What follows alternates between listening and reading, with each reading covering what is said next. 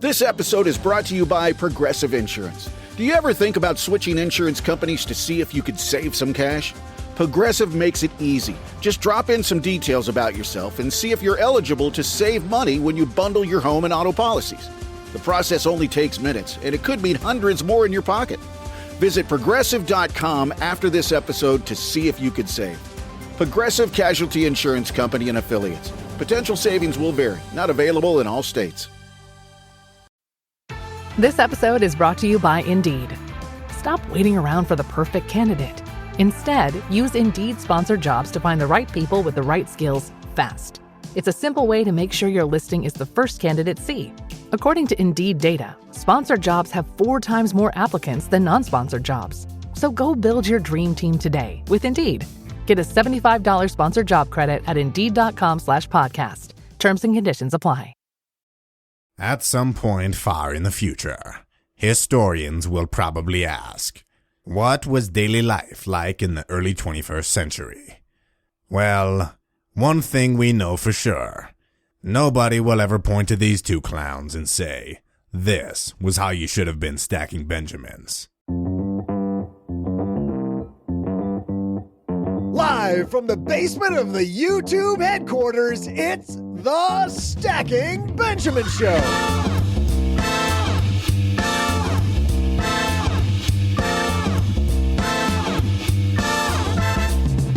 I'm Joe's mom's neighbor, Doug. On today's roundtable, is being responsible with your money making you miserable? We'll help you learn when to go easy on yourself with the man whose mood is unchanged by his spending habits, or pretty much anything else for that matter. It's OG. Plus, a guy who helps people be responsible with their future money. It's the host of the Inspired Money podcast, Andy Wang. And finally, a woman who will help you get out of being miserably in debt. It's award-winning author, Erin Skye Kelly. But that's not all. Halfway through the show, I'll share my sky-high trivia.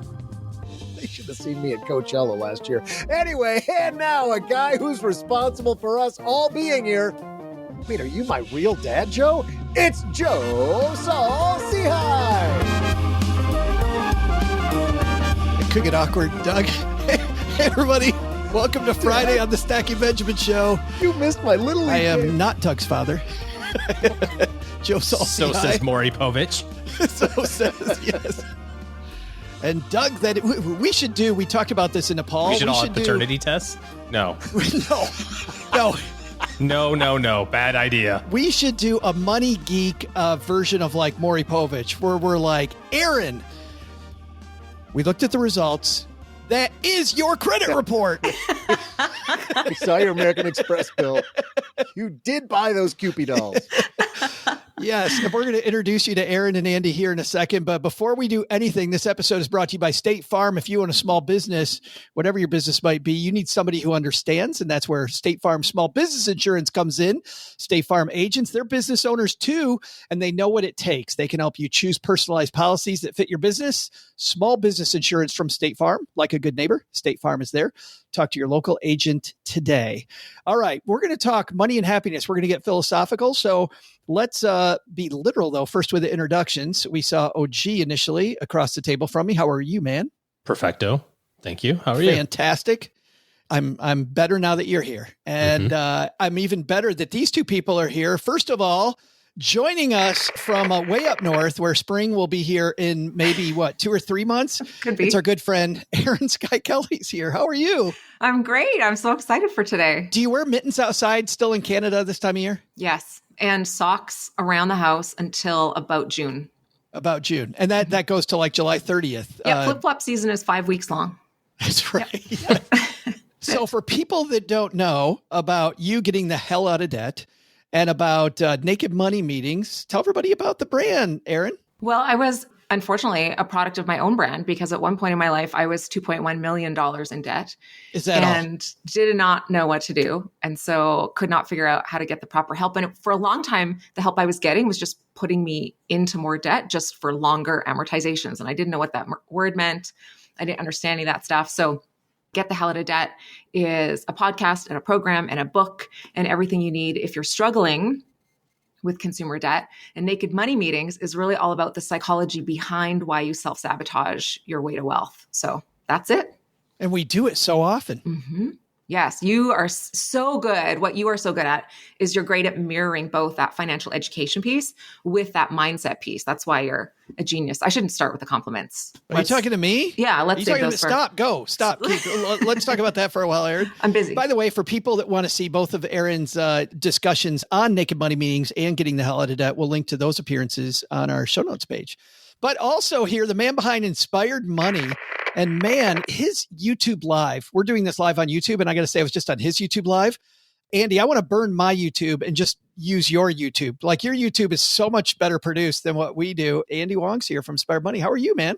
I'm doing well. Thank you for the kind words. We're trying to up the production and improve the show.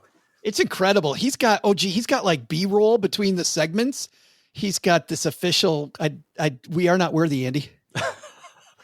I mean, he just has a better camera. Like any other live show, we've had like train wreck episodes that have happened where nothing worked, files didn't upload, couldn't play back anything. But, it's live. The show must go on. Well, tell everybody what happens at Inspired Money, because it truly does inspire a lot of people. I'm a longtime financial advisor. Inspired Money was like half passion project and then trying to include my day job. I did about 5 years of one-on-one interviews looking for inspired money stories. You were a guest. But about 6 months ago, changed the format into a panel style like this roundtable. And we're really trying to bring a group of experts in to explore different ways that we can make more, give more, and live more. So earlier today, we talked about real estate investing. Sometimes we talk about stock investing. Other times we're going to talk about philanthropy and giving away money and why that's good for our personal finances. And then live more. I get to interview people about wine collecting, watches, collectible cars. So it's like a really diverse group of topics, and it's been a lot of fun so far. That's what I like. You had me at wine collecting right there. That's it. Yeah, from a guy who doesn't drink wine. So it's been really interesting. Well, I make it up for you because I think Joe and I got you covered, bro. Right? Thank you. It's the collecting part, OG, we have a problem with. Like we're looking at the bottom of the thing and we're like, oh, we were supposed to collect that? It's a bottle. Yes, thank you. They're hoping the empty bottles are worth something, like kids collecting beer cans in the 70s. Yeah. Right. We just pile them up like a big tower. Yes. We're happy that day, maybe not so happy the next day. And that's actually the topic we're going to dive into today is money and happiness. Our friend Katie over at Money with Katie, another fantastic podcast and part of Morning Brew. Katie wrote a piece that we really like that we're going to dive into about is being great with money making you miserable? But first, in business, there is no room for guesswork. Every shipment matters. Every deadline counts. And when you're trying to keep operations running smoothly, the last thing you need is uncertainty. That's why reliability is at the core of USPS Ground Advantage. From the moment your package is first scanned in, it moves through a secure nationwide network, aiding in a timely and accurate delivery. You get near real-time tracking so you can keep up with your shipments. And with affordable upfront pricing, there are no hidden fees or surprise surcharges to throw off your cost sheets. It all adds up to predictable deliveries you can depend on, because knowing your logistics are handled lets you focus on everything else, your customers, your team, and the future you're building. Visit USPS.com/Ground Advantage to start shipping with confidence. USPS Ground Advantage. We mean business. Is being great with money making you miserable? We'll talk about that. Let's get moving because we got Andy here. We got Erin. We got Neighbor Doug. We got OG. Let's roll.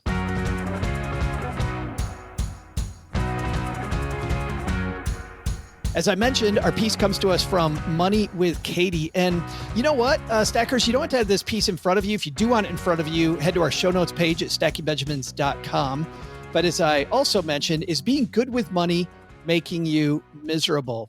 Katie writes, I used to be basically unaware of my financial standing. My Discover bills and rent were always paid on time, but I couldn't tell you how much I was saving or what my net worth was. As such, my purchases were relatively low drama affairs, desire, swipe, move on, only to be reminded 3 weeks later when the credit card statement came and I sweatily cross-referenced my checking account balance with a total due.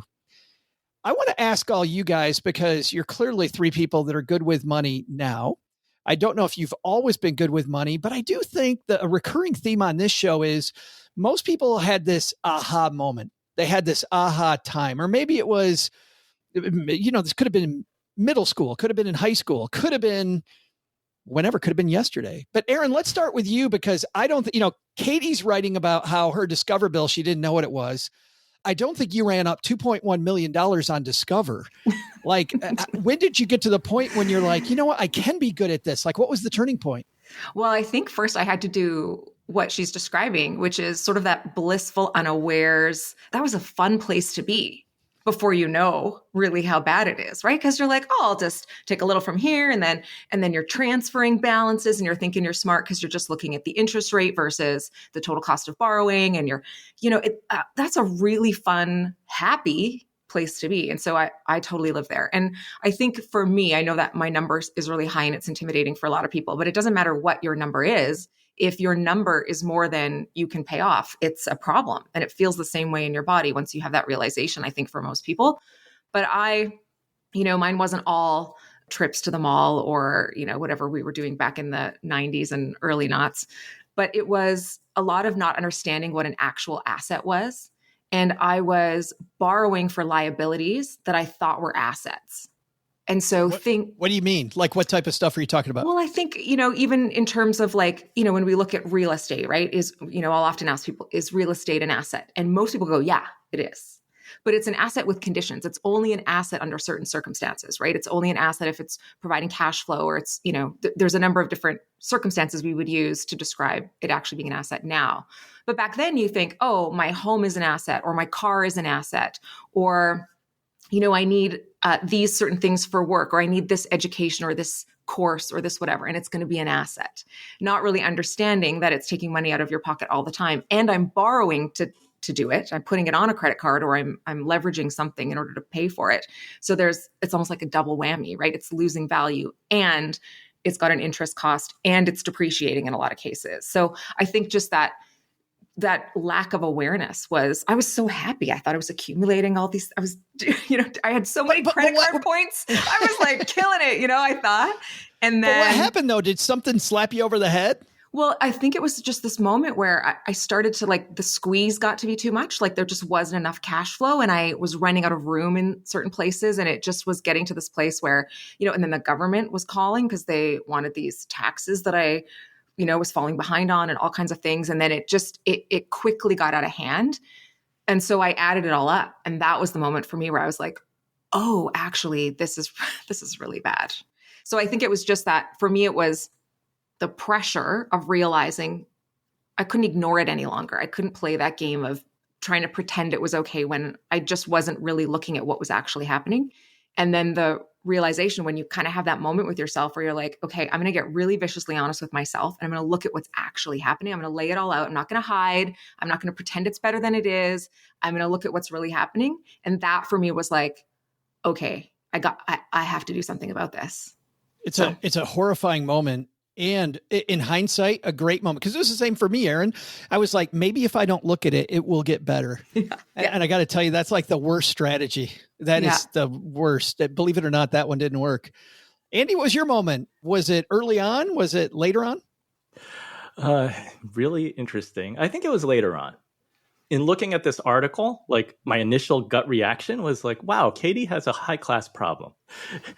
Like, knowing about her financial situation is making her have more stress. And as a financial advisor working with different people, most of the time I see the opposite, right? Like, I'm seeing peace of mind as the result of people looking at their finances and planning. And it's the not knowing that causes stress. So as I thought about it a little bit more, then I was like, okay, well, maybe I have to appreciate or acknowledge that there are different money personalities. So for me, it's like there are spenders, there are savers. I tend to be a saver. Like, I used to ask Inspired Money guests, what was your earliest childhood memory of money? And mine was getting my first passbook checking account, depositing some money that I got for birthdays and Chinese New Year, and immediately seeing the interest that showed up in my account immediately. Like, I'm like, ooh, look, 3 pennies. That came out of nowhere. for me, it's like, okay, I'm a saver. My wife is more of a spender. Like she had found herself, I guess, victim of retail therapy more than me. So that was my aha moment. The fact that my wife and I have like different money personalities, and then we can hopefully help each other with our strengths and weaknesses. So she can teach me, yes, it's okay to turn the air conditioning on in the summertime. You don't need to be like having 5 blankets in the winter. Hold on, Andy. You being good with money is making her miserable, is what you're saying. Yeah, could be. And then I think like years later, we've been married a long time now. She's like, I'm finally realizing, and I want to teach this to our kids, that you don't need to buy things to make yourself feel better. Be very thoughtful about what your purchases are and take your time to think about it. Only buy things you need and appreciate and like, and try to own less. So I think that we're trying to balance that out between the two of us. It is funny because when I was a financial planner, we'll ask you this too, OG, I saw the exact opposite of what Katie's talking about, to your point. What I love about this piece, though, is there's a much bigger segment of people that listen to financial shows that are on Katie's bandwagon. They don't spend money on anything. They regret every purchase. They end up with less life because of the fact, and they end up feeling miserable and this guilt because they're like, I just can't get myself to spend money, you know? Mm-hmm. OG, how about you? When was your turning point? Yeah, I was going to say, it's like the pendulum swings both ways, right? Like you have some sort of experience early on, whether positive or negative. And a lot of times if you have some negative money stuff early, whether it's in your formative years and that's kind of your experience, maybe growing up and maybe money was a bad topic or there wasn't enough of it or something like that. And then you think, okay, that's not going to be me. I'm going to go the other direction. And you go the other direction, but you go the other direction so far that you've just created another problem. It's just different. It's just a different problem on the other side of it. I've kind of done all of those things over my lifetime. We love this show, Arrested Development. I've always had the phrase, there's always money in the banana stand. That is my motto in life. I don't know if I could have a credo, that would be OG's credo. There's always money in the banana stand. But being an entrepreneur and always, I was talking to a banker yesterday about something different. We were talking about just kind of upbringing with money, and I've never had a W-2 job. Everything I've always done has been results-based since I was 11. Deliver papers faster, get more subscribers, you will make more money. You want to make more money, sell more shoes, have more tables at the restaurant. When I was working at the shoe store, it's like everything was tied to performance. So I always felt more in control. But the downside to that happened to me was that it was literally that feeling of like, oh, it'll be fine. It doesn't matter what I do today. It doesn't matter what the Discover Card bill is because, maybe I'll make it this month or maybe I won't. Doesn't matter. Eventually I will, and eventually it'll be fine. That's kind of that pendulum going both directions. I think knowing yourself and recognizing a little bit around how you think about money and how your upbringing has been, and trying to decide what's the best for you and for your family. But for people that don't know your story, when did you get the aha that, you know what, this wasn't the answer, and now I can be good with asset gathering and not just hustle? Yeah, probably tomorrow would be a good time for that. It's on the way. I think there was a moment. I don't know if it was the moment, but when we moved from Michigan to Texas 11 years ago, we basically sold the only thing that we had, which was our house, right? And it was like, oh, we'll just live in this apartment for a little bit of time and, we'll just go buy another house. But our house had started at one value when we bought it. It got cut in half because of the recession in the late 2000s, and then back to even money. And we had a really awesome thing called interest-only mortgage. So basically we made no progress on our house. We owned it for 10 years and had, made no progress. But then when we moved to Texas and living in the apartment and having like that shrunk down lifestyle, and then like literally being able to go, okay, gosh, there's extra money. We paid off all of our debt and saved $100K to use as a down payment on our new house in 15 months, which was way longer than I thought we were going to live in the apartment, by the way. I thought we were going to live in the apartment 5 months, 6 months, buy a house, whatever. I guess maybe for us that it was like resetting, right? It was like just going, okay, you need to right size everything back to where you should be based on your income and your lifestyle, and that forcing mechanism of basically having a house and mortgage and taxes and all that sort of stuff down to now you just rent an apartment all included, that freed up that capacity. Thankfully, we were smart enough to keep our lifestyle in check so that money went to savings, but it was also somewhat focused, right? We're like, all right, we got to pay off student loans and pay off credit cards and so on and so forth. But it wasn't necessarily intentional. It was more like it just happened. And by the grace of whomever, like somehow we did it right, I think, along the way. I don't know, but you get these ahas, you get these lessons. Like, I think the thing that a lot of stackers don't know is what you experience, which is that one decision. Like, everybody's focused on, these little tiny $3, $4, $5 decisions. That one decision about your housing cost. Oh, yeah. Makes everything. I mean, that can make up for so many ills. You could mess up so many things. If you get that thing right, it's going to cover all those bases. Erin, I want to go back to you for a second, because you said something that was interesting, which was early on, you thought you were savvy because I could take money from this hand and put it in that hand. That seems like what a CFO does, right? I mean, these geniuses can move the debt around and then show up on the annual report and it all looks good. Are there other things that you used to think were really savvy that now, looking back on it, you're like, that's not savvy, or that's something I wasted time on that it's probably a little irrelevant? Well, I think like the big difference between what you're talking about, what I was doing, is you're talking about like asset allocation and being strategic and paying attention to the numbers. I was simply like balance transferring. And I used to think that was so genius. You know what I mean? I was like, I can go from this percent rate to 0%, but I didn't look at all the other fees or the hidden costs associated with doing that. And I thought that was a smart move, but because I wasn't tracking my net worth or paying attention to those details, I didn't know that all I was doing was moving it around. It's like brushing your teeth and eating Oreos. Like, you're just moving the mess around. You're not actually accomplishing anything. And so when I understood what a net worth is, and I understood, a balance transfer doesn't change my net worth. It doesn't make me wealthier. And then understanding the cash flow equation and how, when my budget's entire job is to make my net worth go up, and started to kind of put those pieces together, that's really where I was able to kind of shift from that, like transferring money, moving it around, feeling like I was making smart financial decisions, to actually understanding asset allocation and doing smart financial transactions. So it was a literacy problem, I think, in a lot of cases. But sure, there's so many, like, if you gave me a list of the top 100 stupid financial things people did, I would have 100%.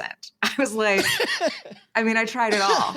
I did. And sometimes it was just like out of pure desperation, but sometimes like I was so confused and so lost, and I would trust anybody. So I was taking advice from people who I'm like, I look at their lives now and I'm like, ooh, that could have been a big disaster. People who are in a worse position today, just water cooler talk about invest in this and do this. And, and I was like, oh, that sounds like a great idea, because I was so desperate for anything. Yes. And so I really took a lot. I made every possible mistake, but that's what's really great about being on this side now, is I can spot good advice like this. Well, and that's what I'm trying to do. Is if we've got a 25-year-old stacker right now, Erin, I'll give you an example of one thing that I used to think was brilliant when I first became a financial planner, and even before that I think is so relevant right now. And that is watching CNBC and watching these people go on and on about what happened today in the stock market. Like, I used to think that for me to be educated, that was the first thing I should do. And man, I would not only do that, I would read the Wall Street Journal, but I was on this whole macro kick that for my own personal, I'm running up credit card debt like nobody's business, but I know every single thing that's going on with, P ratios of the average stock in the S&P 500. You know what I mean? You're like your own seeking alpha. Yeah. Yeah, exactly. Yeah. If I'm talking to a 25-year-old, I'm like, turn off CNBC and figure out your credit card problem. Yeah. What's something like that for you that you used to think was a big aha that now you're like, 25-year-old, please don't do that? Yeah, well, I think the two most impactful financial tools you can have, and you use them whether you're starting out, you use them whether you've got debt, or you use them whether you're building wealth, is the combination of the net worth and the budget. And I don't care if you use an app or a journal or a spreadsheet, I don't care what you use. But if you understand that you have a monetary worth, and this is not a conversation about your intrinsic worth at all, because some people hear this and they're like, but I'm worth so much more. You are, it's true. Okay. Correct. And we need to know your assets and your liabilities. It's like the starting point on your journey. Like if you're going Pokemon hunting, for example, you got to know if you're going after Jigglypuff, Pokemon has to figure out where you're at today in order to get you there, right? You have no idea what you're talking about, dude. Have you ever hunted Pokemon ever in your life? Level 32. I have 4 teenagers, just so you know. I'm on Jiffy level Puff? 32. Jigglypuff. Look it up. It's a real thing. Doug has no idea. But if you have, let's say Doug, you're going to go on a cruise. Okay. And I'm your travel agent and you want to book, this analogy, right? I got to know where you're at today in order to get you on that cruise ship. That's part of the journey, right? I can't just give you the cruise ship details. I have to figure out where you are today. And so it's such an important tool. It's such an important tool. That's where I am. To really help you go, okay, this is the starting point. And what's cool is once you're wealthy, and we see this over and over again with the women and the people that I work with, is they're all so glad that they had that starting number to see how far they've come. Because one of the things with any growth, whether it be personal growth or physical growth or anything, you remember I was a big chubster for a while there, right? I love knowing what that old number was because it makes me feel like a skinny hot bitch right now, right? Even though I'm not. But if I didn't have that number, if I just ignored what was going on for so long, right, I would have just kept going up and up and up. That net worth number is so critical to really, not only for you while you're learning, but then when you do enlist a financial planner or you do have an accountant or you have a realtor or a mortgage broker, you're all going to be able to speak the same language because you're going to be talking about the same thing. So that net worth number is so important. But then the budget is the other piece, the income versus the expenses and the difference between those numbers and how you can make tiny choices and those big decisions that you're talking about and how they impact that net worth. But honest to goodness, I don't think I know anybody who's built a successful financial life that doesn't have a handle on those two things. And so anything else you do, I think it's just like it's fluff. It doesn't matter until you know those two things. Forget everything else. Yeah. Focus on those. Then you start watching CNBC because it'll have some relevance to what you're doing. But if you don't have any idea what you're doing and what you're trying to achieve, it's talking heads otherwise. Andy, for you, what did you think when you were 25 and knew everything was important that now you're like, yeah, maybe not? Well, before getting into that, shout out to Erin's Pokemon references. I know nothing about Pokemon, but my teenage son, he went to New York City last summer to like this live event where there was like in-person battles and characters you could get your photos with. It was crazy. Doug wants to know the address because by the look on his face, he's going to be there next year. It'll be somewhere different. It's always moving, Doug. It's always moving. You got to be. He'll go wherever Jigglypuff is. You got to go on tour. Into the Jiggly. It's like Fish or the Grateful Dead, except with Doug's Pokemon. like a carny for Jigglypuff. So yeah, when I think back to like my 25-year-old self, I mean, that goes back to the days where for me, because I was a saver, I figured I didn't really need to pay that much attention because the key is just spend as little as possible and just put your paycheck into the bank. I think the advice is that tracking one's money is a really useful practice because I think most people know how much they make. Too few people know where the money's going every month. Like what percentage is going towards food, how much is going towards your house, where you're living, and transportation and food. And those are like the big ones, right? It's your housing, your transportation, your food, maybe medical. It's a moving target because it's always changing. Like food right now has gone up a lot. We've all seen food inflation. I think food prices have gone up almost 6% last year. That's more than average inflation, which I think was 3.4%. I think it's important just to know where your money is going. And it's less threatening than the budgeting word. Right. Because people find that intimidating. Like, oh my gosh, a budget could be constrictive and not fun. And I don't want to do that. Which goes a little bit to this article, right? It's like, is paying too much attention to your money going to make you miserable? Budgeting could make you miserable. It's just not fun. But I like the idea of just tracking. Just track for a month, track for a second month, and then you can identify trends. Where can you make improvements? And it's just not as threatening.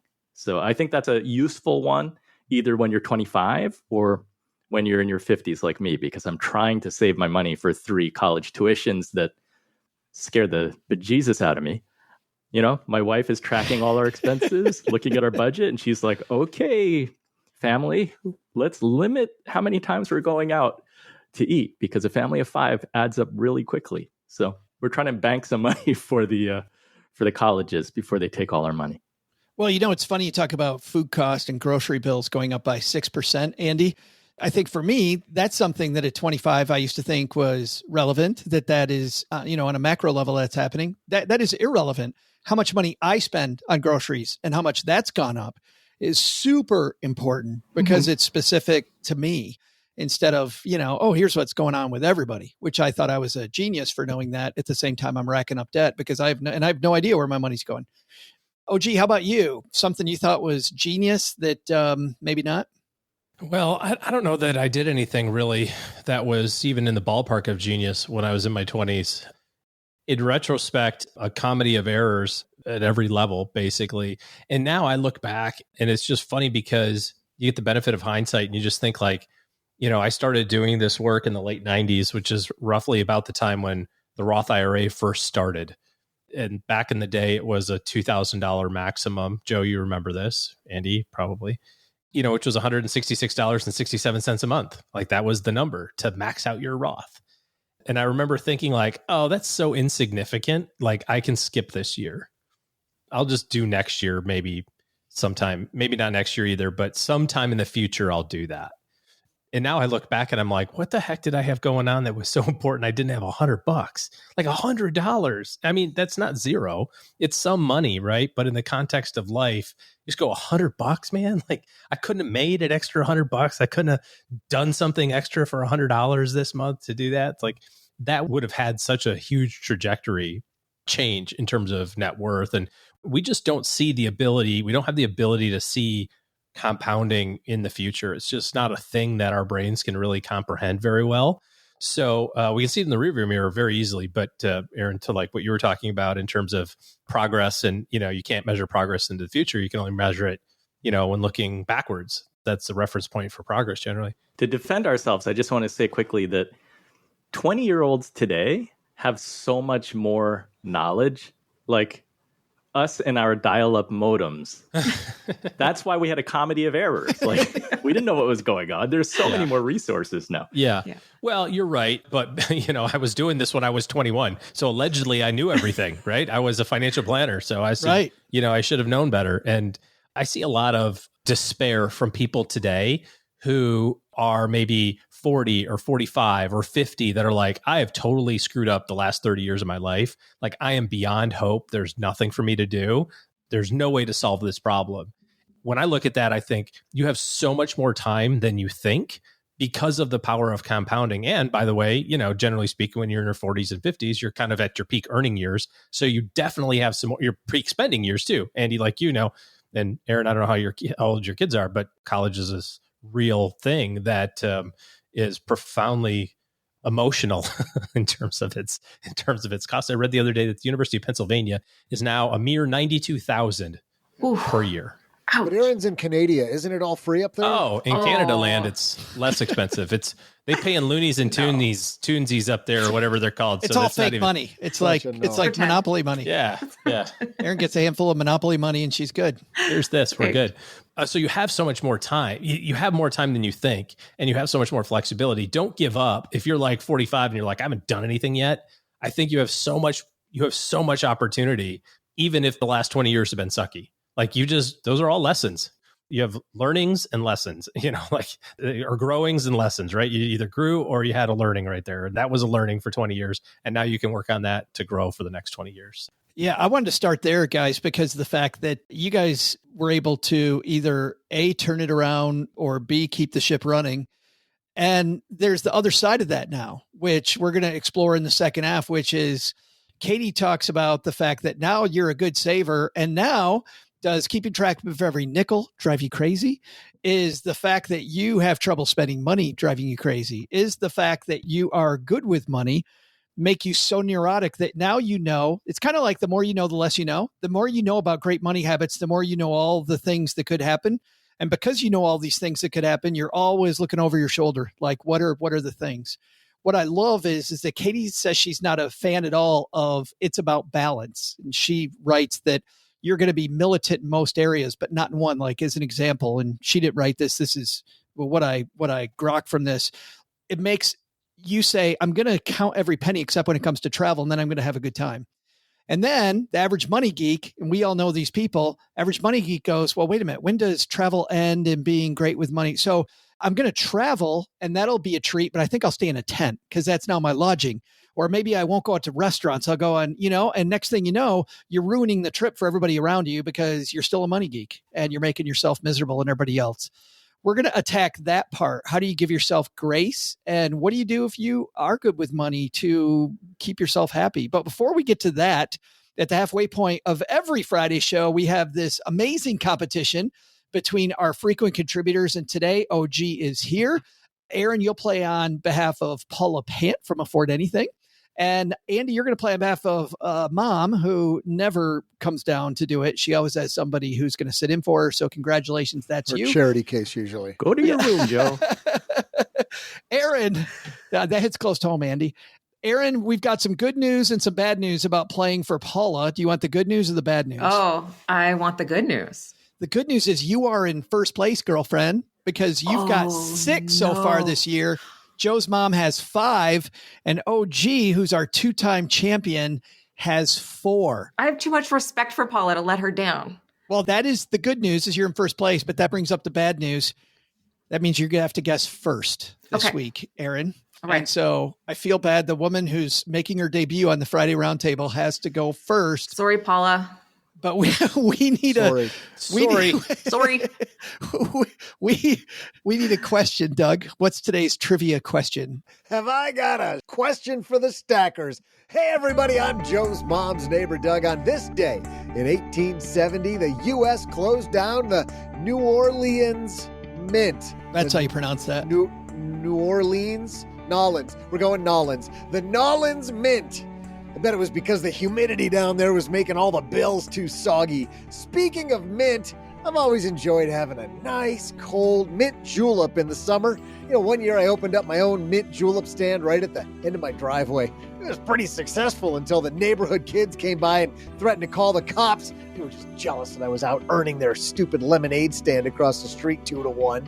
Regardless, in the spirit of fair play, I told them the secret was to add gin to the recipe. I'm telling you, look, it couldn't have been more than like 20 minutes before one of their moms, probably named Karen, stormed over accusing me of corrupting kids. I tried explaining to her that I never suggested they drink the booze, only sell it. I offered her one in the house to calm her down, but that only made her hotter. You know what I mean. So I had to shut down my making mint julep booth based on how well it was going. That's like the U.S. Mint shutting down operations because, man, I was just printing money. Speaking of printing money, here's today's trivia question. If you were to build a stack of all the Benjamins that are currently in circulation, how tall would that stack be?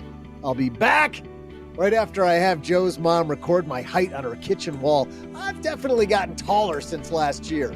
No, not because of the shoes. I just realized, Doug, I love the fact that we do stacking U.S. money trivia, and we're going to ask the Canadian woman to go first. Yeah. Well, I know this answer, so it's fine. Yes. She's got the perfect. It's in feet, Erin. We're doing it in feet, not the metric system or whatever. Yes. Well, it's going to go all the way to Uranus. So okay, that's okay. However far that is. Well, alrighty then. You betcha. I think the Stars are going to beat the Oilers then. Do you need a numerical number? Did the stack poke Uranus? Oh boy. Oh, pull up. Terrain. Stop. We just drove this car right off the side, Erin. Yes, you need a actual number. Oh, okay. Well, I think the distance is probably 89 million miles. It's in feet. We're going to go feet. 34 feet. 34. Okay, then. Wow. Listen, I lost this for Paula the minute I started, so it doesn't matter. Paula, 34 feet, final answer. 89 million to 34 feet. 89 million miles, which is just a simple times 5,208, easy. Look, now you're showing off.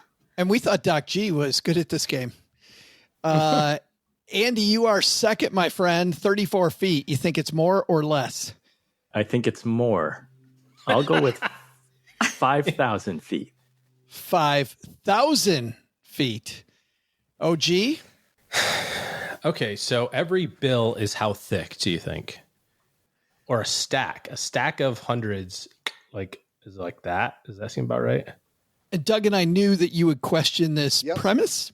Yep. So these are brand new Benjamins. Brand new Benjamins. Really flat. Laid belly to belly. Yeah, these are not wadded up in Andy's It's not wallet. like around the world, like touching end to end. This is like a stack of Benjis on top of a stack on top of a stack on top of a stack. That's correct. All of the Benjis in the entire circulation in the world presently, or in the United States? In the world. All. Okay. Yep. The $100 bill is House of Ill Repute in the Philippines. Those two. Yes. Yeah. Okay. I do believe oddly specific. TM. How did you know they were called the House of Ill Repute? Oh no. You had to have been there. Only people that have been to the House of Ill Repute know that it's called the House of Ill Repute. He's got a stamp on his wrist. I know. It's a big, a big X, so he can come back. Re-entry. Yeah. I'm just gonna go outside and have a smoke. I'll be back. Okay. I love the idea they stamp your hand. Frequent visitors card. Yes. It's like a punch card. It's like a subway card. The 10th visit's free. Apologize to everybody hanging out with us live. Joe's like, oh my God. Let's get to it, OG. All right. Anyway, so stacks on stacks on stacks. I think the $100 bill is the most popular bill in circulation, despite what we would imagine the one or whatever, because of the international usage of that. So it's a foot is like 12 stacks. 12 is like 120,000. You said 5,000 feet would be like 12 to that. So that'd be 500,000 million. It's more than 5,000. I'm going to say 5,001 and I'll take the over. Oh, come on. You took us through all of that and then you said 5,001. I better be right because it was a lot of conversation to get to that. Oh, for all that, I hope it's 4,999 or I hope it's 35. I hope it's 35. 35 would be epic. Yes, 35 feet. 5,000 seems light based on my quick math of it's not actually even close. We have 34 feet, 5,000 feet from Andy OG 5,001. We'd love to tell you who's right, and we will in just a second. Dell PCs with Intel Inside are built for the moments you plan and the ones you don't. They're for those all-night study sessions, the moment you're working from a cafe and realize every outlet's taken, the times you're deep in your flow and can't be interrupted by an auto update. That's why Dell builds tech that adapts to you. Built with long-lasting batteries so you're not scrambling for an outlet, and built-in intelligence that makes updates around your schedule, not in the middle of it. Find technology built for the way you work at Dell.com/Dell PCs. Built for you. Insurance isn't one size fits all. That's why drivers have enjoyed Progressive's Name Your Price tool for years now. With the Name Your Price tool, you tell them what you want to pay, and they'll show you options that fit your budget. So whether you're picking out your first policy or just looking for something that works better for you and your family, they make it easy to see your options. Visit Progressive.com. Find a rate that works for you with the Name Your Price tool. Progressive Casualty Insurance Company and Affiliates. Price and coverage match limited by state law. What would you do if your online store converted 36% more shoppers? You could take 36% more vacation. Another pina colada? Yes, please. Open a new retail location with 36% more square feet. Fantastic. Hire 36% more help. You're hired and you're hired. Shopify has the world's best converting checkout, up to 36% better than other e-commerce platforms. What you do with those extra sales is up to you. Switch to Shopify today at shopify.com/listen and get a $1 trial. Shopify.com/listen. Did you know Fast Growing Trees is America's largest and most trusted online nursery with thousands of trees and plants and over 2 million happy customers? Whether you're planting fruit trees, adding privacy, brightening things up with flowers, or bringing in houseplants, Fast Growing Trees has it all. Even better, they can help you find options that are right for your climate, your space, and lifestyle. Click Order Grow. Every plant arrives healthy with the Alive and Thrive guarantee straight to your door. So if you're ready to get planting, this is the moment. Right now, they have great deals on spring planting essentials, up to half off on select plants. And listeners to our show get 20% off their first purchase when using the code WWO at checkout. That's an additional 20% off. Better plants and better growing at fastgrowingtrees.com using the code WWO at checkout. Fastgrowingtrees.com, code WWO. Now's the perfect time to plant. Let's grow together. Use WWO to save today. Offer is valid for a limited time. Terms and conditions apply. Go to growingfasttrees.com for details. All right, Erin, you started off with 34 feet. You feeling confident? Not at all. I just wanted the attention off of me. So let me know how we did. That might have gathered more attention than you anticipated. Andy, 5,000 feet seems like it was going really well. Yeah, I did a careful calculation and came up with a perfectly round number. And then somebody put a bump at the end of that. OG feeling good? Feeling great. Yep. And I've got this one locked My up. money's on OG right now. Well, let's again, I hope it's 34 feet. They're side bets, right? I hope it's 34 feet. 34. Doug's got the answer. Doug?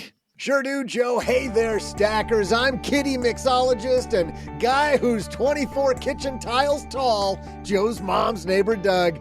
There are currently 6 U.S. Mint locations, none of which have responded to my request to produce a Joe's mom's neighbor, Doug coin. I mean, geez, with all the new coins they make every year, it's not really that big of an ask, I think. Today's trivia question is, if you were to build a stack of all the Benjamins currently in circulation, how tall would that stack be? The answer? There are an estimated 18.5 billion $100 bills in circulation today. Not enough of which are in my possession, by the way. If you were bored enough to stack them all up into a single pile, they'd be taller than any building on Earth. So Erin already knows she lost. Almost 34 feet tall. Nearly. She guessed The 34 feet. in, My garage is taller than that. And so she was under by 66,251 and a half feet. Andy guessed 5,000 feet. He was under by 61,285 and a half feet. OG guessed 5,001 feet. So he was under by 61,284 and a half. The answer, 66,285 and a half feet high, or 12 and a half miles. Erin, you were closer with your first guess, maybe. That's what I was thinking. For anyone at home who guessed in stories, we're just going to say it's well past cruising altitude, but that also means that OG is today's winner. All right. OG gets back into circulation. How about that, Doug? Clever. Fantastic. You're welcome, everybody. T2. By the way, before we get back on this discussion, Erin, we were talking about the Roth IRA. I want to go to the Canadian version of that. I just think the TFSA is such a cleaner name. Like it's exactly what it's a tax-free. Say, how come we don't do that? Let's do that. No, it's not well, ours isn't named after anybody, but the problem with the TFSA is people think it's a savings account. And so many people Because here, of the SA, just like with the Roth, they'll transfer their money into it, but not actually purchase an investment with it. Oh. So it'll sit there just in cash and people will be like, I have a TFSA. And then I'm like, what's been the ROI? And then they look and they're like, it's actually made no money in 12 years. So I don't love the name TFSA. TFIA. Yeah. It should Tax-free be investment TF. account. Yes, that's what it should be called. The second half of this podcast is called Sponsored by DepositAccounts.com. You know why, Erin? Why? Because when you go to deposit, you said that very seriously. Because when you go to depositaccounts.com, you find out that brick and mortar bank that you're at might not have the best interest rate for your emergency fund. In fact, you can compare more than 275,000 deposit rates from over 11,000 banks and credit unions. Do it all for free. As we record this, the national average on a savings account interest rate in the USA is 0.51%, about 0.5%. But if you're in the top 1%, which is hundreds of banks, you're almost at 5%, 4.94%. So you're giving away about 4.5% by not being in the top 1%. Savings accounts, CDs, checking, money markets, all at depositaccounts.com. Compare, ditch, switch, and save. Erin, now that you're good with money, Katie talks about how she likes a guy named Nick Majuli. Nick's been on the show. How she likes Nick's advice that maybe, if it's 0.01% of your net worth, don't be so judgy of yourself. And Katie goes, that's kind of good advice. Like, give yourself, I'm going to spend this amount of money and I just don't care. So I'm going to maybe not track it, maybe not do whatever. she's not completely there though. How do you not drive yourself crazy and still be good with money? Well, I think we have to just understand that it's not, money isn't fun or not fun. It's really up to you to decide if budgeting is fun. Like budgeting isn't fun when you're starting out and you're stressed and you're learning, but you can make it fun. Spending can be fun. You have to decide, right? All that's happening is we're just living out a series of patterns, all of us, all the time. We're just math equations, essentially. And so when you can understand that looking back on your spending for the last couple of months might be painful because it doesn't have the result that you want, when you can kind of understand what's been going on for you and you understand a little bit about the psychology behind why you make the decisions you make, then you can recognize that all that you've been doing is just living out a series of patterns. And so then going forward, you can choose to create new patterns or continue some of the patterns that you've got. And if that means that spending in the past, or if you're stressed about money or you're feeling like it's too restrictive, well, that just means that's the pattern that you've been living out. And so instead now, what's a way we can create a new pattern? I think this is what she's trying to get to eventually. She's just not there yet. But it's like, what can we do now to make this feel fun so that I can both grow my wealth, which let me tell you, I've been on both sides of this thing. And everybody who's been on both sides of this says this. This is like one of the oldest phrases that's been around. And I didn't understand it before, but I understand it now, is when people say money doesn't buy you happiness. Everybody who's rich is like, it's sure a lot better than being broke, right? It's just a lot. Everybody who's been there understands that transition. So the happiness isn't because of the money or because of the budgeting or whatever. The happiness is because of what you choose to find your happiness in. And so if the way you've been approaching money is stressful, then yeah, I agree. Absolutely make those adjustments as you need to make them, but then create a pattern that for you, like what is going to feel like freedom and joy and happiness for you when it comes to money and is going to achieve the ability for you to sustain that long term if you choose not to work in the future, and or create something for yourself now where, so whether you automate it or whether you decide to be conscious about it, doesn't matter to me one way or another, as long as you're getting the outcome that you want. But if it's a matter of, like you were saying, travel or food, or in my case, chai tea lattes from Starbucks, right? It's like I get an unlimited amount of those. They bring me so much joy every time I drink one, the first sip especially, right? It's magic. Why would I should or shame myself when it comes to that if it's bringing me joy? So I think you just have to look at like, what are the patterns of the spending that you're doing that are allowing you to feel this way, and then just make those adjustments, because it actually has nothing to do with the tracking of the money. It has to do with the patterns and the relationship and the psychology behind why you're making the decisions you're making. Andy, I think it's easy to get behind what Erin's saying, but I also think that there's this, there's this thing that it's so hard for people to change. Like there's got to be this pattern interrupt, right? This like, I feel like smack over the head, or this thing. Like if you know that you need to change, you can tell yourself that all day. And yet still every time that, you go spend a money that wasn't in your budget, and that's what you think makes you good with money, you still freak out. Like, how do you interrupt that pattern and make that change? Yeah, I think that you do have to take like a step back and define what type of person you are. And I think from reading the article, I think that Katie is a saver. Like she was doing pretty well without paying attention to where every dollar was going. And then she started kind of torturing herself, seeing where every cent is going and feeling like, oh my gosh, if I buy a coffee or if I buy this taco, that $5 could be worth how much, like in 40 years. So I think you have to know where you are. Like, are you a saver? Are you a spender? Are you the avoider? Are you the planner? And kind of get an understanding of what are your strengths? What are your weaknesses? What are the things that you need to change? Because then you can start looking at the pattern interrupt and say, all right, well, what is it that I need interrupting? And what is it that I need to continue doing?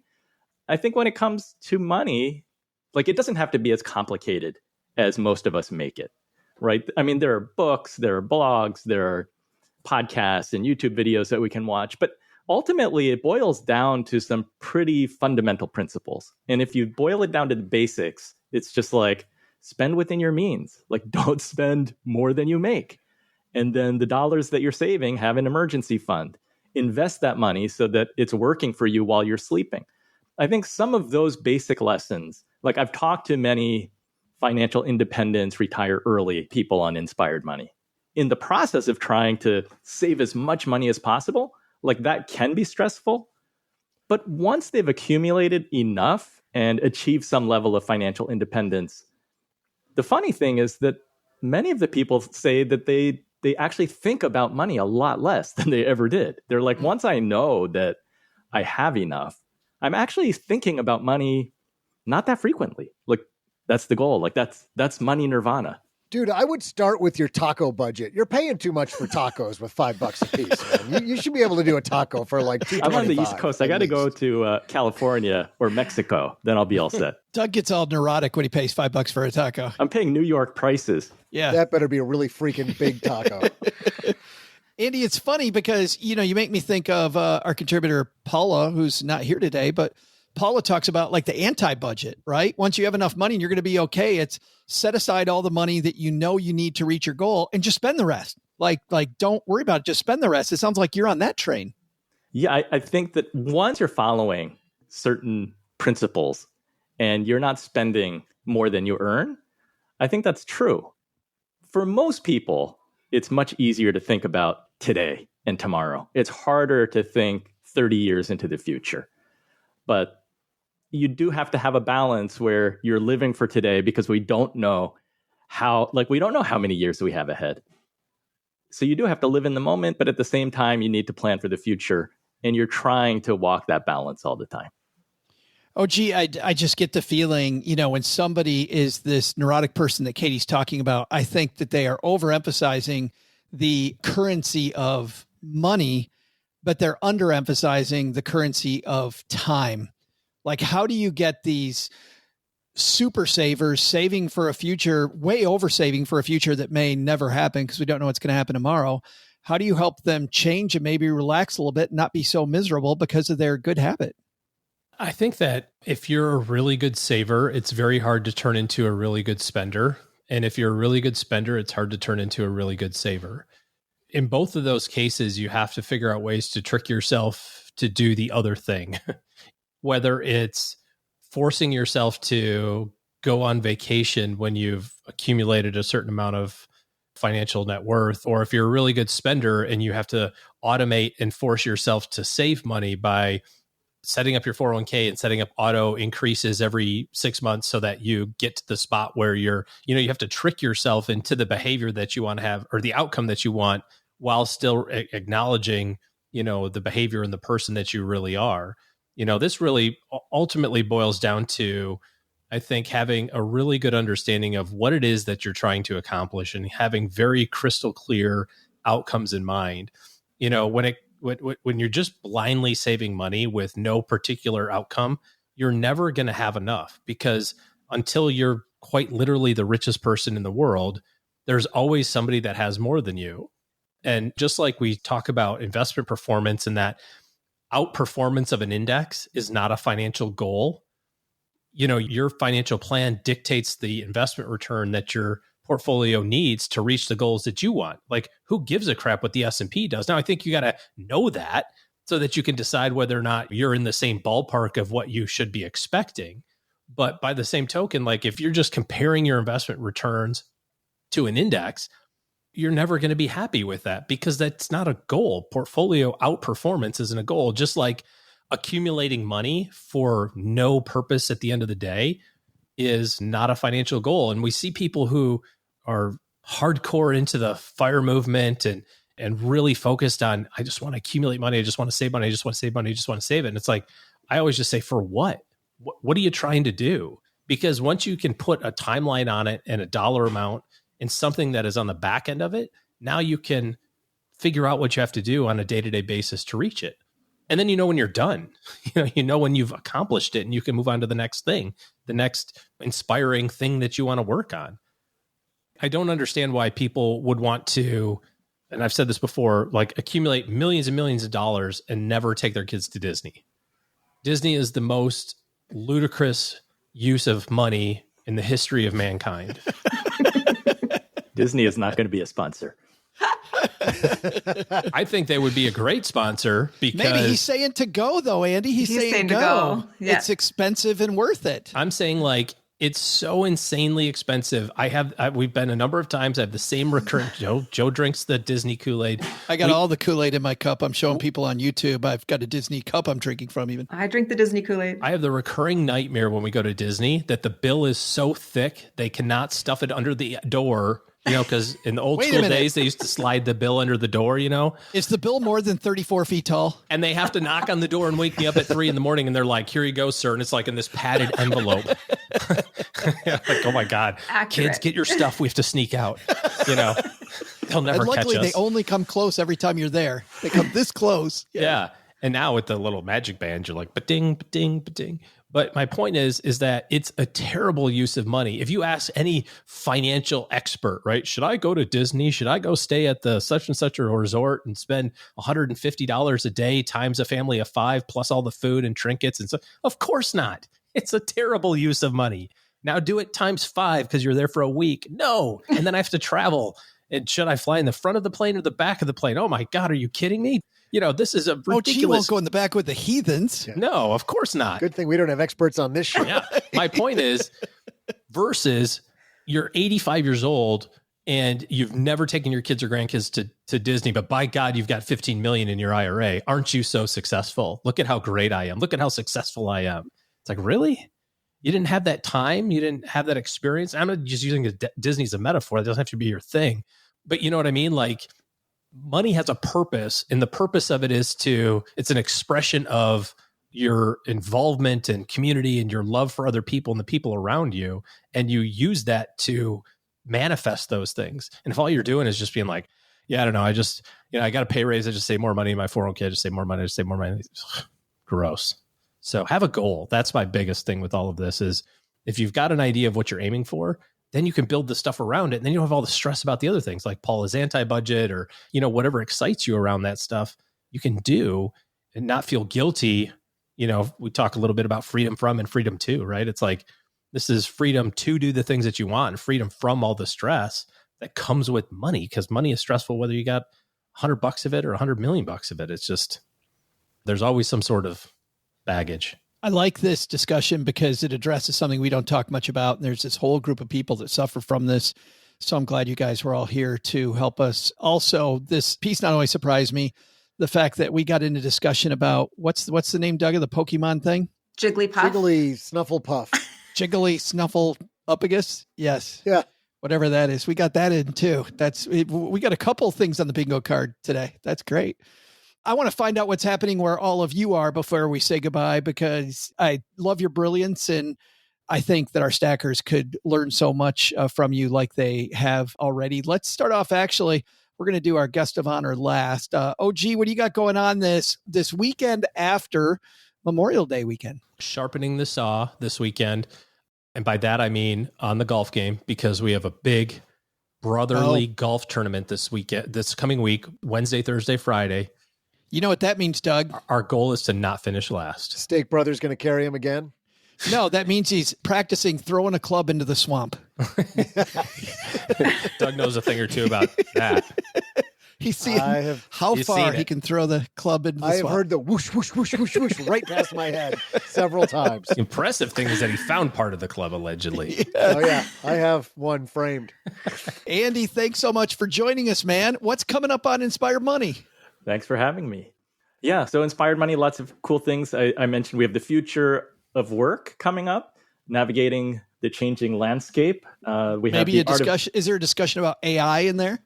Probably, yes. I think it will definitely include some AI. We've got the art of giving back, creative ways to make a difference. And then after that, classics reimagined, restoration and resurrections in the car collecting world. Oh, that's so cool. Wow. As a Detroit guy, it's pretty awesome. Like a religious experience about to happen. Found only on the Inspired Money podcast. And people want to hit that live if they want to watch it live. Is there a set time every week? It seems to be changing all the time. It's supposed to be 6 p.m. to 7 p.m. Eastern. More and more often, it's 1 p.m. to 2 p.m. It seems to work better earlier in the day. That way I can get guests who are actually on the other side of the pond in Europe, and it's not midnight over there. And then it's like West Coast, East Coast. And everybody wins. I think so. So. We haven't had anyone from Asia yet. I don't know how that's going to work out. 1 a.m. I mean, it's a sacrifice, but it's worth it because they're on Inspired Money. Duh. You got to pay a price. Yeah, I know, right? So I think the best thing to do then is subscribe to your YouTube channel, and they'll get a notification that you're going live. Subscribe at Inspired Money. Yes. Thank you. We'll have a link on our show notes page. Erin, so great to see you again. So great to talk about Snuffleupagus and whatever the heck we talked about there. Yeah. I can't wait to get my stamp at the House of Ill Repute next time I go. Right. So excited. It's a big money saver. Just tell them Doug sent you. They'll be like, oh, yeah, come on in. You can do Pokemon battles there. I'm always recommending your two kick-ass books to everybody. But I always, because I'm always focused on the books and the fact that you're an author, I don't tell people about what's going on in the podcast. What's happening at the Get the Hell Out of Debt podcast? I'm so excited. This week I get to talk to Jillian Lee, who got the hell out of debt about 5 years ago or so. And so we had her on the podcast right after she paid off $300,000 in debt after, doing the thing. But on that podcast, she said, I'm going to be retired in 10 years. And she actually messaged us about a couple weeks ago and said, I'm actually retired now. It took 5 years instead of 10. So we're going to interview her and catch up with her and find out how she continued to implement the teachings and do all the things in order to get where she is now. And she is somebody who is living life on her terms, like her happiness and doing the retirement the way she designed it. So I can't wait to catch up with her. Isn't it so cool seeing success stories like that? Yes. Yes. I know. I'm a proud mama in a way. I know. You are. Yeah, I really am. All of the people who've come through and done all the cool things that we talked to, I just, some people like cry during Old Yeller, and like I cry when people pay off their debt. You know what I mean? I'm like, good for you. I'm so proud. Like because I know what it's like and I know how hard it is. And so I am a proud mama. I would much rather cry because somebody got out of debt than my dog was dead. Right. I would much rather. We were doing so well, Joe. She said Old Yeller. Oh, was that spoiler? I'm sorry. That was an old movie. Does nobody not know that's what happens at the end of that movie? Wait, what happens? Never. He is Luke's father. That's, I think, the way that ends. And we will find the Get the Hell Out of Debt podcast. We'll find the Inspired Money Show on our show notes page at stackingbenjamins.com, plus Erin's two awesome books that I absolutely love. Doug, I guess you got it from here, man. What should be on our to-do list after that? I can't wait to hear what's on our to-do list. Of the hundreds of things that I could have put, here's what should be stacked up on our to-do list for today. First, take some advice from Andy. Track your spending for a few months to get a handle on where your biggest issues are. Then you can start to limit just certain areas of your life instead of your entire life. Wished I knew that a long time ago. Second, don't forget what Erin said. The two most impactful tools you have are your balance sheet and your budget. They'll tell you where you are and where you're going. But the biggest to do, I got to update my tile height on the dating apps. I know that's information the ladies like to have up front. Thanks to Andy Wang for joining us today. You can find his podcast, Inspired Money, wherever you're listening to me right now. We'll also include links in our show notes at stackingbenjamins.com. Thanks to Erin Skye Kelly for joining us today. You can find her latest book, Naked Money Meetings. Ending money fights with your partner forever, wherever books are sold. Damn, I want to read that one. Thanks also to OG for joining us today. Looking for good financial planning help? Head to stackingbenjamins.com/OG for his calendar. This show is the property of SB Podcasts, LLC, copyright 2024, and is created by Joe Saul-Sehy. Our producer is Karen Repine. Karen and Joe get help from a few of our neighborhood friends. You'll find out about our awesome team at stackingbenjamins.com, along with the show notes and how you can find us on YouTube and all the usual social media spots. Come say hello. Oh yeah, and before I go, not only should you not take advice from these nerds, don't take advice from people you don't know. This show is for entertainment purposes only. Before making any financial decisions, speak with a real financial advisor. I'm Joe's mom's neighbor, Doug, and we'll see you next time back here at the Stacking Benjamin Show.